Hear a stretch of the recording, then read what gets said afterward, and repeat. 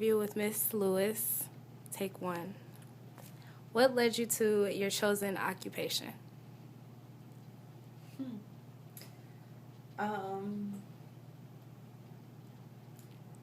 Just, I guess, one step after the next. I don't know that I really chose to say, hey, I want to do this. I was interested in psychology. The way I talk to students today is I've become a professional people watcher. So I was just interested in how, at the time that I switched into psychology as a major, how we create our sense of self. Okay. What educational program or major is recommended as preparation? Definitely a psychology major as an undergraduate. And then you apply to grad school and you go from there. So I've got my Bachelor of Science degree from Michigan State. I have my Master's of Science from Ohio State, and I got my doctorate, my PhD in psychology from Ohio State as well. So I was in school for about 11 years. Yeah. Long time. That's what I'm planning for too. I know it. What are your job responsibilities? What isn't my job responsibility? When you're a professor, there's kind of 3 legs to your job, or 3 different areas in your job. You have research, teaching, and service. And so within each of those different areas, there's a tremendous amount of different types of responsibilities that we have to keep track of. We get our jobs at a university based on our research interests. And so my area is looking at family dynamics and its relationship to pro-social behavior and moral development.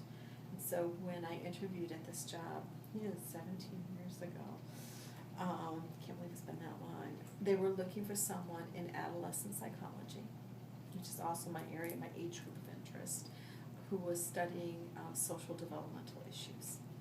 And so I fit the niche that they were looking for, okay?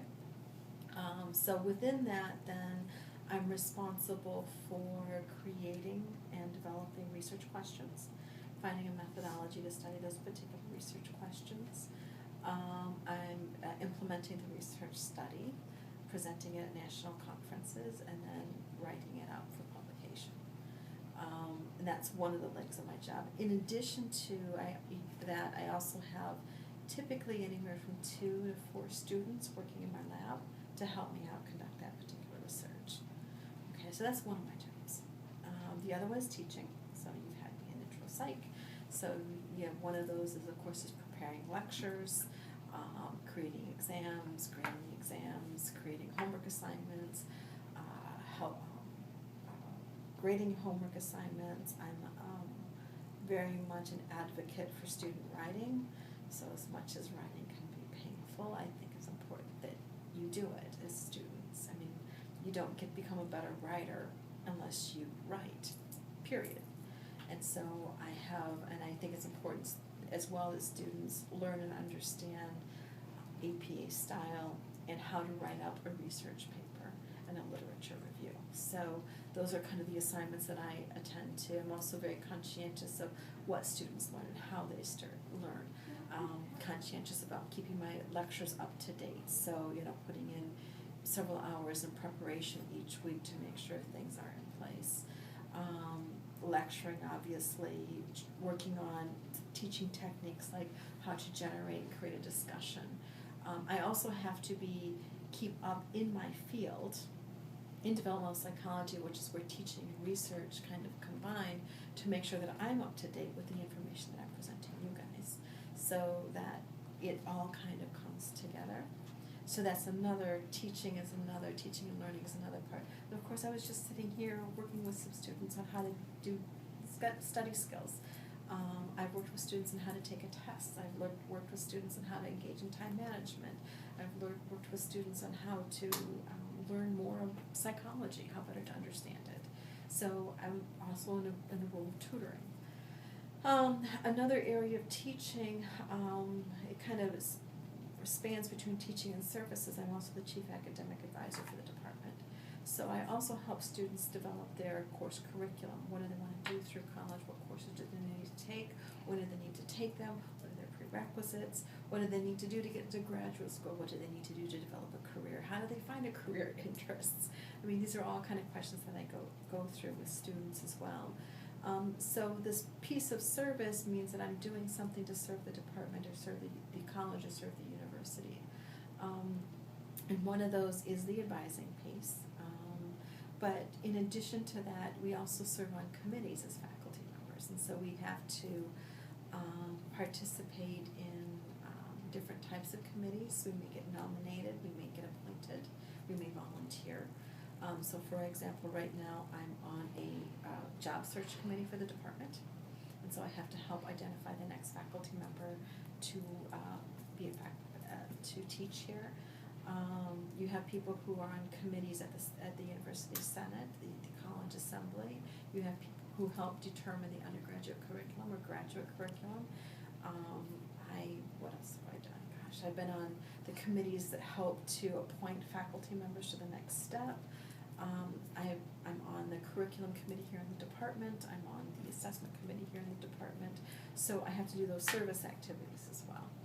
So there's, like I said, there's 3 pieces to the teaching. In terms of time, I would suggest that teaching takes up about 40 to 50% of my time, and my research takes up about 40%, and then the service is about 10%-ish in terms of how I allocate my time. So I'm working most weekends, typically. I put a probably 8-hour day in on Sunday, and another 4-hour day in on Saturday, and I worked about 10 hours yesterday, and I've been here since 7:45 this morning. So that's a typical work day. And then I'm going to go home, but I've got other faculty who will, go home, eat dinner, and then work another 2 or 3 hours at night. Oh, I forgot about responding to emails too. So I do that as well. Okay. Is that more information than what you were expecting? No, that answered like 2 questions actually. Okay. It's okay. If you were hiring a person for a job, what qualifications would you look for? If I was hiring a person for a job here as a professor, Mm-hmm. What I'm looking for is someone who can be a strong, independent researcher, who has ideas about and questions about what they want to study and has a way and a methodology to go about doing that. That comes first and foremost. That's what we have to do as faculty members to get tenure and to get, in essence, job security here, is demonstrate that we have the ability to conduct research or engage in scholarly activities. So for example, if you're in English, you have a different type of scholarly activity that you engage in than you do here in psychology, which of course is very different from physics and biology and so on and so forth. So we need to make sure that that individual can do that and that they're a curious individual. And then we also want to make sure that they're going to be a good teacher, a good instructor. Are they interested and engaged in student learning? So those really are the 2 pieces. Can they do those and can they balance those out? Could you give me a salary range for your occupation? Mm-hmm. Sure. Based on how many years of experience? What do you want, starting salary? Starting, like when you first started here. When I first started here, which was back in 1976, I was hired in at $37,500. I am not quite double that yet now. Faculty members getting hired in now are about between $50,000 and $55,000 annually, and typically on average, we have different levels in professorships. You have the assistant level, you have the associate, and then you have the full professor. The assistant professor, it also depends on what your area is, so there's a difference between the humanities and the hard sciences, and where the social sciences are somewhere in between. Associate professor, I would say anywhere between about $65,000 to about $75,000 a year, on average. At a university like Oakland University, if you go to a university like University of Michigan, you can probably add $15,000 to $20,000 more. but they're also more research intensive. Yeah. What do you see as the positives and negatives of your current occupation? The positives is I have a lot of freedom to choose what I want to do and how I want to do it. I am a curious person, so it's fun to be able to do research, and I love to play with ideas. That's really cool. And to think about the questions. I get paid to think about questions. That's kind of fun, you know? Yeah. And then to be able to do the research. I enjoy teaching a lot. There's nothing it's so thrilling when there's a student out there and you see them click and their eyes just sparkle and they lean in and they ask a good question. It's like, cool. Yeah, that was a good day. That's the kind of thing that I really enjoy to do. The downside, grading papers is not real fun. When you have to grade 30 of the same answer, after a while, my mind goes blah. Or and sometimes university politics are very difficult. That makes it not very fun. Everybody has their way of wanting to do things, but that's going to be true at anywhere. Corporate America, academic America, I don't care what it is. Human beings are human beings. That's not very fun. There's a lot of stress because of trying to juggle 3 different areas. Like I said, some weeks I may put in 35 hours. It's usually a week in the summer. Other weeks you may put in 45 to 50. So, and trying to make sure things get done. And interestingly enough, sometimes email makes it difficult because students just want a quick answer, but when you have 20 students wanting a quick answer, it gets kind of heavy sometimes to respond to it. And the expectation that if they email me at 10, I'm going to reply 10:15 at night, then I'm going to reply by 10:30 at night. And if I don't, then did you get my email? It's like, I went to bed at 10. So those things get challenging at times. Yeah. What are some other occupations that are closely related to yours? Wow.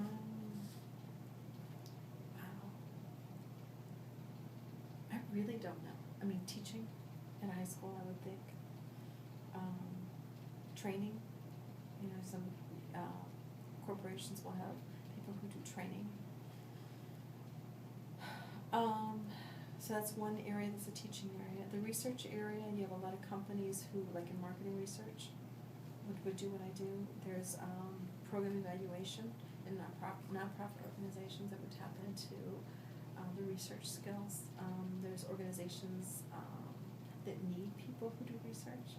So there's been developmental psychologists, for example, who's worked for toy companies. There's actually developmental psychologists who do research to help television programming, educational television programming. So Blue's Clues, Dora the Explorer, Diego, right? Those all have personality and cognitive psychologists who are doing research to identify what is the best method of presenting information so that kids actually learn something from those particular videos. You've got, so anything having to do with research would be there.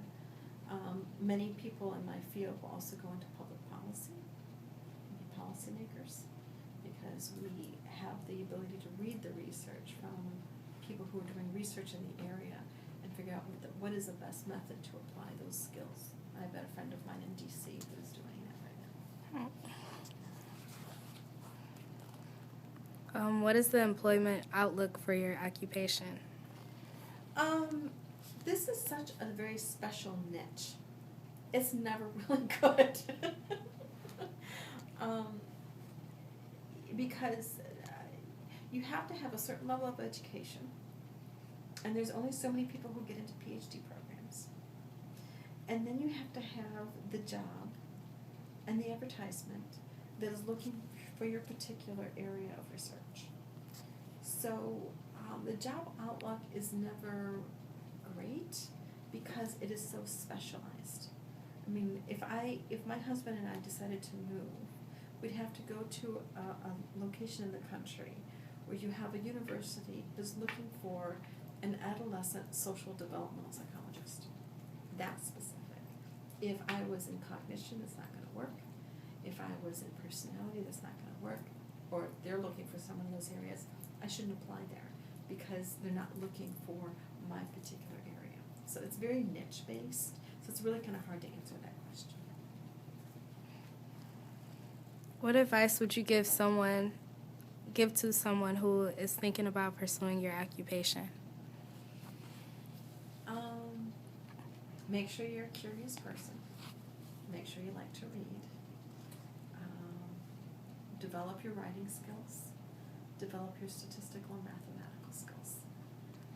Make sure you get a GPA at 3.5, and make sure you read classic books or something to increase and improve your vocabulary. Because the thing today that's happening is that students are not reading primary sources, so they're getting textbooks that have been created to have a reading level at about an 11th grade reading level. And when you have to take the GRE exam to be able to get into graduate school, you don't have the vocabulary or the reading comprehension that's required to do well on a test. So if you're not reading those good hard science, those primary sources, you're not going to be prepared. What types of technology are used and how are they used? Technology, obviously computers, word processing programs, Excel programs, SPSS, which is a statistical package that we use as a basis for a lot of our research. Some people use video. Some people will use, I've got iClickers, which is for teaching. Obviously VCRs and DVDs and CDs to help teach. But most of it for me is all about computers. If you get into some other areas of research, you've got people who are doing work on fMRIs and MRIs. You've got people who are working using something called an ERP. You see these little baby caps. They look like hair nets, except that they all have electrodes poking out of it, and they can map the brainwave activity of infants. It's just amazing stuff. It's really cool. You've got people, like one of our professors here looks at hormone assays, right, to look at the relationship between certain hormone levels and certain psychological outcomes. Everything. We got someone else, one of our other faculty members are looking at sperm count.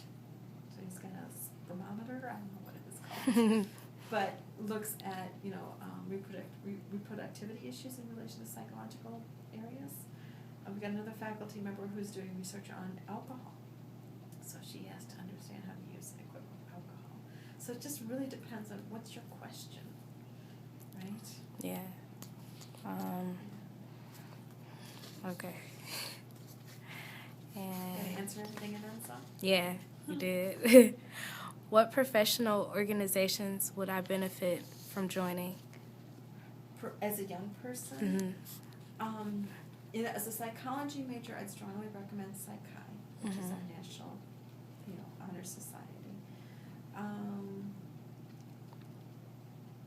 But honestly, anything that's going to help you develop leadership skills, networking skills. I don't know that it matters that there's a particular organization, but more that you do it. There are some undergraduate, depending on your area of research interests, there are some undergraduate organizations for in the APA, American Psychological Association, and sometimes it's actually associated with some scholarship monies through there. Really, I like to see students get volunteer experience, especially if they're thinking about an applied field, an applied area of psychology, just to make sure that it's what they really want to do. What's an applied area? Like clinical and counseling. Oh, yeah. Yeah. For me personally, I thought I wanted to help people, as I so often hear students say, and then I volunteered at a psychiatric hospital my senior year of college, and did that once a week for 4 hours a week, and then ultimately was hired to work there. And in doing so, I learned that I didn't have the Teflon skin that I needed to do good clinical work. I was too torn up by the students. Curious about how they got that way. But you saw some of these kids and, oh my gosh, your heart just went out to them. Really tough circumstances, because I worked with teenagers. But they were also very hard to work with, because they had to develop adaptive strategies, and they were very manipulative, sometimes highly aggressive. And the combination of knowing what their background, what led to where they were then, in addition to how they were there, just was hard to deal with. And so it taught me that I shouldn't go into the applied area, not when I was 21 anyways. But getting those experiences are very enlightening. The other thing that I think as a student you need to get involved into is research. I mean, join a lab. Find a lab that you can work with. Find out, is that what you really want to do? Or do you really get into like creating questionnaires or creating experiments and running them to see what happens? Because to me, statistics comes more alive when you do that than when you just read a stat book.